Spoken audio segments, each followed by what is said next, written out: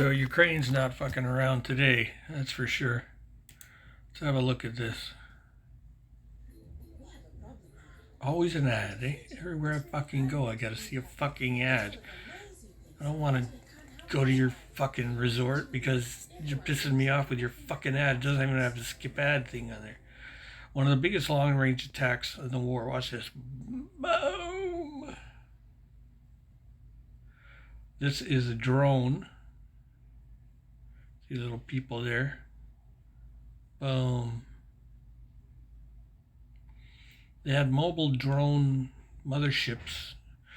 It completed one of the biggest long-range attacks in the war with Russia on Sunday after using smuggled drones to launch a series of major strikes on 40 Russian warplanes at 4 military bases. 117 drones were used in a so-called spiderweb operation by the SBU security services, striking 34% of Russia's strategic cruise missile carriers. 34%. Fuck me. Of course, Russia's calling it a terrorist act. Now, Moscow. Here's where we stand right now. Moscow currently controls about 20% of Ukrainian territory, including the southern Crimea, which it annexed in 2014.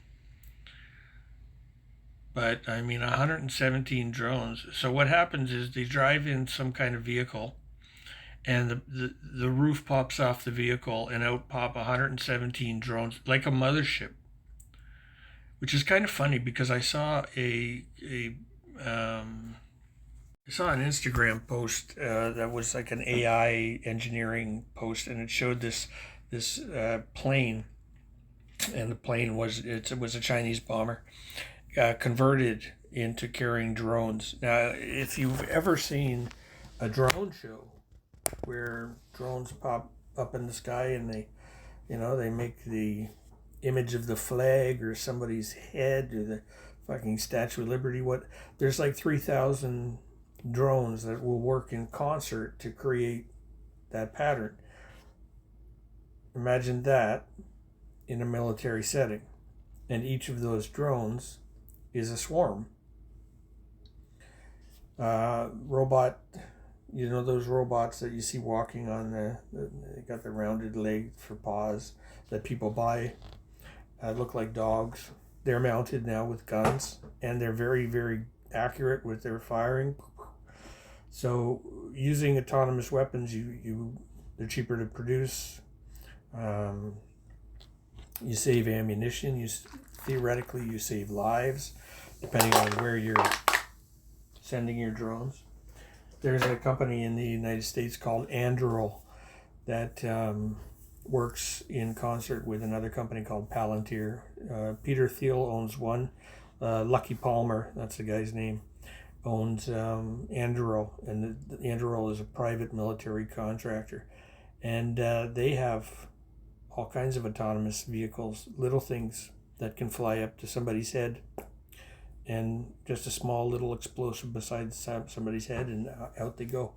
So this is the thing about watching coverage about war, is it's still pretty much a symmetrical thing. When you see something like this is asymmetrical warfare. It's different.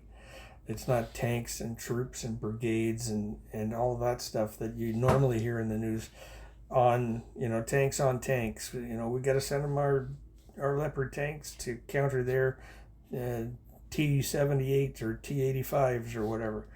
We got to send in the F-35s to counter the Soviet Su something or other. This is a whole different level. So good on them. Congratulations. And tomorrow, apparently, there's going to be some talks, not because of this. The Russians weren't anticipating this. And it should be noted that they got way in there. These were considered to be safe. Like, they weren't guarded very heavily because they were deep in Russia. So they just drove a truck in, opened the lid, and out popped the 117 drones.